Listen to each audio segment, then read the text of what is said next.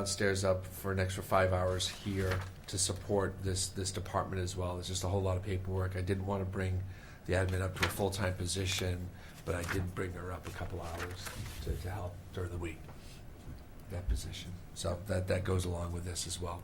Again, we didn't add a position. We're just adding to the position. Very good. Any other questions, comments, Joe? Anything? Again, thank you. I just want to point out that that admin position covers a lot of Yeah.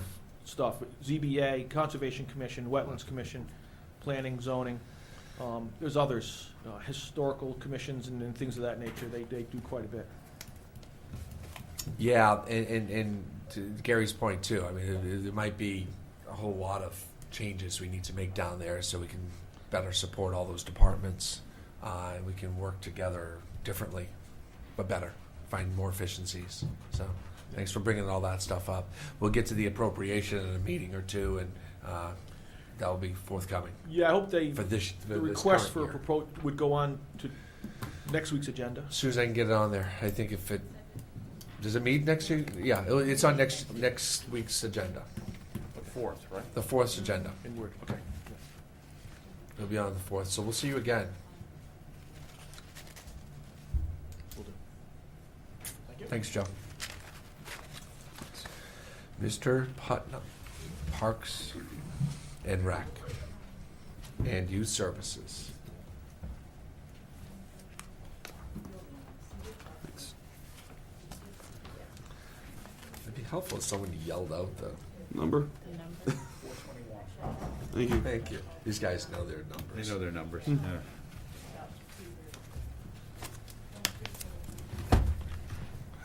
Did you see my little article in this paper? Yes, I did. I Wasn't that nice? East Lyme event. That's the first thing I did, day one. Great. Dave, on the East Lyme events, I've heard from a lot of people how absolutely fantastic they think this publication is, so great job to all involved. Well, thank you. Robin Yeah. puts it together in our office. She works very hard to do that and does a great job. And we got a real good relationship with Essex Printing, and so it's a win-win.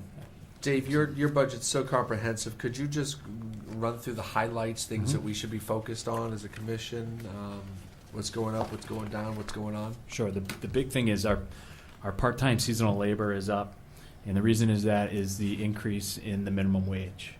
So that increase, we have 51 seasonal employees that affects in the operating budget. So that increase of approximately $14,000 is related to that increase in the minimum wage.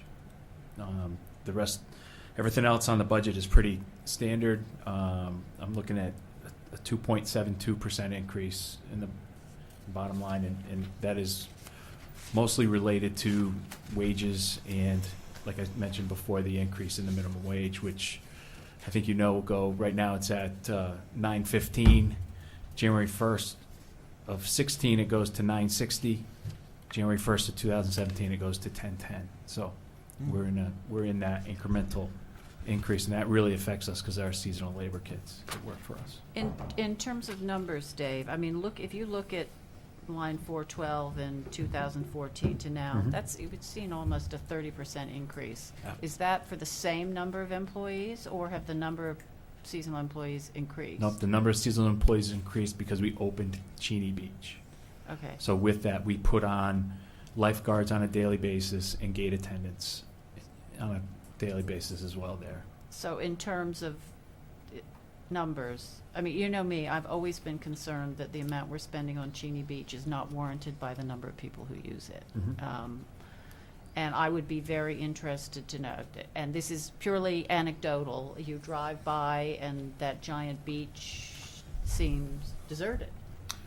We seem to be putting a lot of money into manning a beach that, and I heard our former first selectman say we're going to be as crowded as Rocky Neck. I've yet to see that materialize, so I'm particularly given the increase in the minimum wage. Right. Are we really warranted to be spending that amount of money on that beach? Yeah, I can pass out. I'm going to pass out some revenue figures too for the last 5 years for our beach pass totals. Since 2009, our revenue's gone up $55,000. And the reason you'll see a big spike in 13 and 14, I think a lot of that has to do with that Cheney Park opening. So I think the revenue is helping offset those costs. But it's, I mean, it's still not covering those costs. It's we're on a we're pretty much at a break even right now with our revenues compared to what we spend for all 3 beaches combined. And the beach pass sales, and therefore the people sitting on the beach are actually documented how many people are out there, right? You've had We're an up- increase in sales. Absolutely, we went from yes. Are those numbers represented on Yeah, your- I'm just Okay, these are the let's revenue. take a look at it first. Can I, Holly, can I make a comment on that? Because I kind of agree with you in a way, but my opinion has changed on that, because going down there a lot, having a person down there, I think, stops a lot of problems from happening. So even though we may not have a lot of people there, if we didn't have that person there, I think we would have a little bit more policing problems down there. But Mark, we didn't have anybody there for years. And we had, I believe we had a lot of policing problems down there. I'd be interested to know what the policing levels would be down there from when we had people down there in the summer compared to when we didn't. You know, before if you look at the beach that was there, it was a strip of sand. And we have a half a mile Oh, I of know. beach We now. have a huge beach. Yeah, which is a great asset to the community. And, you know, we are not guarding the whole beach. We only guard a portion of that beach. So I have, on a daily basis, I have 2 guards there. Yeah. Oh, I know, and I just, bearing in mind, the first selectman's comments, we are looking at, very tight budgets. I want you to be able to spend the money where it's needed, and I just, as I say, and this is purely anecdotal, seeing, is this the best use of your Parks and Rec dollars in terms of what's available and in terms of the number of people that use the beaches? As I say, I want us to get the best bang for buck. And I would feel real uncomfortable with not managing that asset. So I'm looking at it from a management point that I want staff there to manage what's going on there, because it is a beautiful asset to the community, the boardwalk and the beach and, Cheney Park and the fishing pier and all that other kind of stuff And maybe is it's important just- to manage. I think. And maybe it's just an education thing, because again, having heard about the beach and, it's going to be, covered with people, I have yet to see the thousands of people materialize who are supposed to be using this Right. beach. So. We I do think- have good I- number As soon as of. we put up the parking garage, it'll be fine. Yeah, well, Yeah, okay, thank you. I've done Right, our parking lot is filled, if you notice, but because it's filled and we have maybe the same amount of people that are at McCook, it just doesn't look like it because it's so big and it's so spread out there. So, There's a little of that, and you got to remember, the boardwalk's been a construction zone for the last 2 or 3 years, and it will be for most of the summer. And I'll point that out. I mean, we're not talking about opening the boardwalk through and through till August, so we'll get a little bit of summer in with that boardwalk. So the access to that beach has been a problem. The people haven't found it yet because they're also going to find Cheney Park first. But it's coming, and I think if people find the boardwalk and then they can find the beach, I think I think you're right. If we don't see blanket to blanket, and wall-to-wall people, 2 years from now, do we put as many lifeguards out? well, like I said, Yeah. I only have 2. Oh, And you so only have that, 2, okay. and that's the minimum. I would never have a person guard Just alone. one, yeah. Right. So we do put just 2 there, and Okay. we just do guard a smaller area, and then the rest, we have it very well signed that the rest is, open Well, to then, yeah. the non-guarded I- I areas. guess And I as say- Given the constraints on the budget, I want to make sure we're getting Yeah. the best return on the dollar, and Sure. if No doubt. these assets couldn't be maybe better used elsewhere, so. No And doubt. bearing in mind the increase, how much we're just going to have to pay extra anyway because of the increase in the minimum wage. And now I'll be quiet. Also, I think part of the reason why you're not seeing as many people there is also because there's no bathrooms. That's correct. Because I go to all the beaches and I, with parents and stuff like that, and that's the main reason people Yeah. aren't frequenting it right at this Right. point. It's a good point. We do have Thank- the porta potties there, but they're not.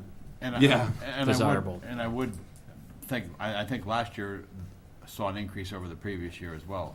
as far as people, or from my experiences going down there, you'd see more Yeah. people out than you did the previous year. I noticed the parking lot more crowded. But and I think not to take anything away from Dave, the fact that we had, what, 3 weekend days all last summer that had rain? It was unbelievable. Yeah, I know. We had July 4th, and then there was a Maybe- little weekend in August, and that was it. Every other weekend was a beautiful weekend, and that's reflected Correct, in the yeah, revenue that's- numbers as yeah, well. okay. Yeah. Right. Thank you. Other things we should be looking at, Dave? No, I don't think so. I think, we've tried to hold the line on our materials and our park and field and those types of things where they're pretty much kept those in line. I have a great staff. My maintenance staff, Ed Balls here, our foreman, has done a great job with our fields. It has helped our fields with the turf field at the high school. That has helped us in the quality of our turf, and that was reflective this past fall. Instead of having 30 high school varsity soccer games there, we only hosted 3. So that's made a big difference. So, Does that hurt us from a revenue no, viewpoint? no, in because there was terms no of- revenue coming in. Anyway, they're just, Correct, okay. Correct. Okay, Yeah. thank you. Yeah. So that has made a difference in the quality of our turf. So. Dave, in the summer, basically from the time school ends until they start their fall practice, or ready for fall practice, you use the field. Did that generate some revenue as well? It did not, because it was all youth-related programs that were sponsored by either lacrosse or Park and Rec.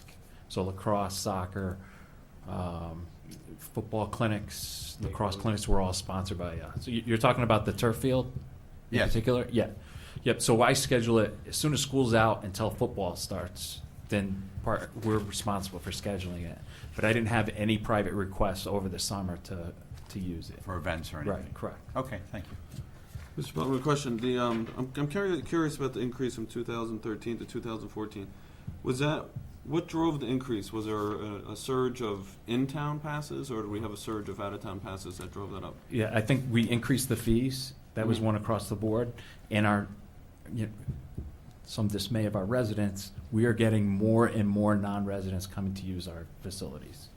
So we are at a point where 40% of our revenue comes in from non-residents using our beaches. Do you have a rough number what it was in 2009? It was, I'm going to say about 28%, some 30% right off the top of my head. If I had that mark, I could go back and definitely look at that. But No, we that's did- good enough. That's- And we did yeah. increase the fees for non-residents have increased as well.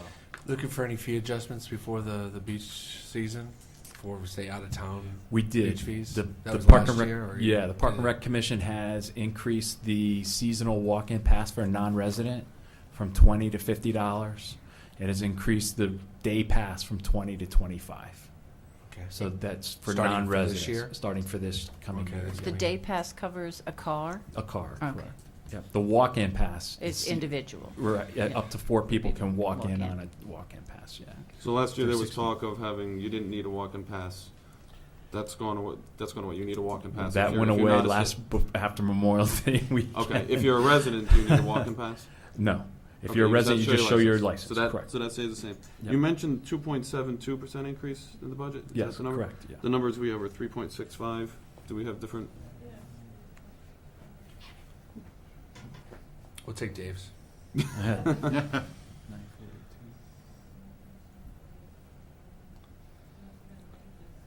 Oh, I'm sorry, yeah, okay. So I don't have the one that you have in front of me, but the wages have been increased, it looks like, for the program coordinator. I think that's a union, those are union wages. Well, you had a lower number than we have. Right. Right, and that's, I didn't have the updated one, I'm sorry. Program coordinator, we have 194,214 line Right, and I have 311. 188,718, the one. 188. But I believe But- Inez is correct. But what you have is correct. I didn't have the Oh. wages yet. Oh, yours is What's your- incorrect. Yeah, mine's Got it. wrong. Anna gets these budgets, and then she has to make Yep. the adjustments based Okay. on contract. So, and various things that come up between, Okay. when they're submitted in January, and here we are in almost March. So, so what you have is correct. Any other questions? Just one last question. Yep. What is your total do you have your total revenues that you guys bring in? Yep. As a compared to the budget? Yep, we're looking at I have projected About 186. That includes McCook permits, the vendor fees. We do beach grooming services for local beaches. That includes youth service grant funding in there as well. We get some money from Does the that include the state. adult programs and all that stuff? That is separate. That's in a special revenue It's a fund. separate revenue, but, Correct. perfect, thank you. Do you anticipate, obviously, you have youth services state enhancement grant. As far as you know, these are the figures we're going to get, or? There is some talk in the governor's budget of, he eliminated the state enhancement grant, part of that, but I know youth service agencies throughout the state are looking to get that reinstated, but that could go away. That is the 6250. 6250, Mhm. right. Yeah, I wasn't sure, given the, Yep, that all just the came out. tweaks that have gone on, yeah. Right. That just came out last week, so. The youth services state education that's pretty solid. That state That's grant. pretty solid, correct. It's the enhancement part of it that Yeah. the governor's Okay. eliminated totally in his projected budget. But yeah, that's another. It's a $21,000 line item, so that has to be solid because that would throw your Yes. numbers way off. Right, correct. Okay. Any other comments? Yeah, I just want to say that having, since Dave's come on board, we have thrown everything in the kitchen sink at Park and Rec to do and cut, and a lot of issues that we didn't have anyone else to do anything with, and they've taken it up and they've gotten it done. We knew going into this that the Cheney Park, the new beach, would be an investment in long-term. And I believe in what he's saying is that you have to take care of what we now own, because we didn't own it then. And it's totally a different place. And when it does, the boardwalk is completed, we're going to end up spending more money, because that's the way it is. And we own a piece of real estate that is unheralded on the East Coast. So thank you for doing what you do and doing it with very little and trying to make it go a long way. Thank you. Go ahead. Just to comment too, a few years ago, we used to pay more for celebrating Lyme Day. We've taken that over now, which we've realized the savings. Dave's department has done that, and I don't, obviously Celebrate Lyme Day speaks for itself. It's become a destination for everyone in the region and beyond at that time of year. So I echo what Mr. Wilson said. Indeed. Yeah, you guys take on a lot. One further bit of accolade before we let you go. We've talked a lot about the plow guys and the snow removal that has been stellar this year. The Parks and Rec guys also have to step up to the plate and use their vehicles and spend those 36-hour shifts out there helping out our public works, and not to take anything away from anybody else. But thank you to your crew for stepping up as well and helping. People need to know that it's, everybody, it was all hands on deck and everybody stepped up in this town. So thank you to your crew. Right, I'll make sure I pass that along Thank to you. my guys. Yeah, thank you. Great. Any other? Dave, anything else? No, I'm not. Great. Thank you. Thank you. All right, great. Thank you. See you around campus. Public Works, Building Maintenance, IT, Engineering. Hey, Mark, can I ask a general question before we move on? Sir, I noticed through all the budgets that we're looking at, the electricity, the 3% increase, is that because of CLMP increases? Is that number still accurate? 'Cause I know think that- we're going to struggle a little bit with electricity. Do we buy electricity and lock it in the rate? The supply we do, yes. That's correct. Supply we do, but not the The generate. distribution rates are going up. And that was a Is that try going to to, affect is that going to bring that 3% up higher? it shouldn't, because we're also in the same time trying to get some economies. What's that? Oh. We're trying to get some economies of scale and trying to get energy efficiencies Thank you, right Mayor. now. Okay. Like right now, Somewhere- through this building, we were just changing the wattages of the bulbs in this building and the police station. So with energy efficiency projects, we're gonna use less electricity. The bills should go down, except the rates are going up. So the 3% should be. So we're sufficient. confident in that 3% number? We should be good. Okay. Thanks. Sorry about that. Sorry to get you started so a little earlier. Where would you like to start, Joe? Department 105, We'll start wherever you want. Is that fine? town engineer. Just so everyone knows, you probably know him, but I do have some of my staff here today, and Bill Shear, the deputy, is here, Chuck Holyfield, and also Victor Benny, the town engineer. If you guys have any questions for them as well, but they're a great staff, and I do appreciate them coming here, just in case there was any questions that you had for them. Okay. Anything as you can Let's see, get- the major increase is just the wages, which you'll see all over town, wages and benefits. There's really not a lot in the town engineer's budget as far as besides salary. Correct. There is a stormwater management line that we're actually keeping at 4,000, but once we get to the 317, the public works, you'll see a new stormwater compliance line.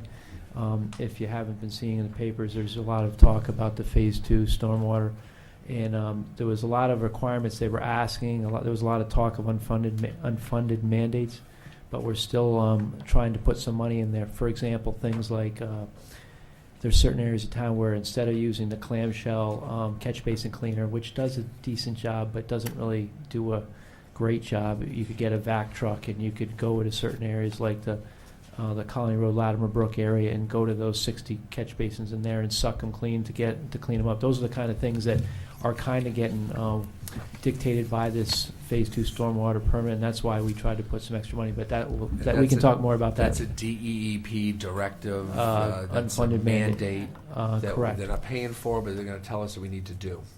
Was there all sorts of leaf collection? Yep. All sorts of, yeah. There's been a lot of talk, and actually, Victor Benny, our town engineer, is one of the leading people in the state who's been giving CCM a lot of the good information. He put together a nice matrix of all the costs associated, and he's been going to the meetings, and he's been a great asset to that group to try to fight in some ways the municipalities. We want to do the right thing, but we don't want to certainly have to pay hundreds of thousands of dollars more for the work. So, Any questions on the town engineer budget?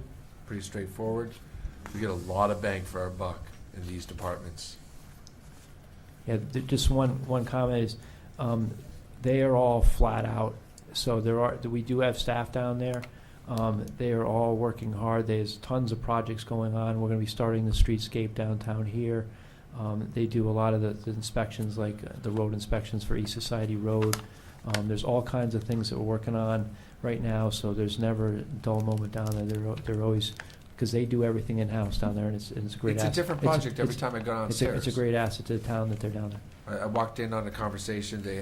Our tanks at the public, The underground storage tanks, yeah. need to come up because they're aging. So they're engineering where they're going to put the new ones and how big they need to be and all the regulations that go along with that. So there's always a project. There's always something we need to do. So again, we're getting a lot of bang for our buck. There's a lot of things that happen in these small departments. Nothing else on this one if we want to move on. You want to do IT? I Hold have on, one Roseanne has question. a question. Yeah, Oh, I have a sure. question. Roseanne, hi. I didn't see you. Apologies. The gasoline tanks at the town garage, Yes. are those in the process of being moved? Have they been moved? They're in the process. We put it in the budget this year. It's a bonded proposal as far, what we're trying to do, the tanks are 27 years old. They have, the useful life is at 30, but we're in the last 3 years, you have to have a lot more compliance costs, and also we've been getting a lot of extra additional costs as far as problems with them and stuff like that. So we're trying to actually pull them out of the ground instead of having underground storage tanks, which have a lot of compliance issues. We're trying to get above ground storage tanks, which seems to be where everyone's heading now, is pulling them above ground. We're also trying to move the tank out to, because right now our tank is at 12 Roxbury, the old highway garage, but all our equipment is out in 8 Capitol Drive.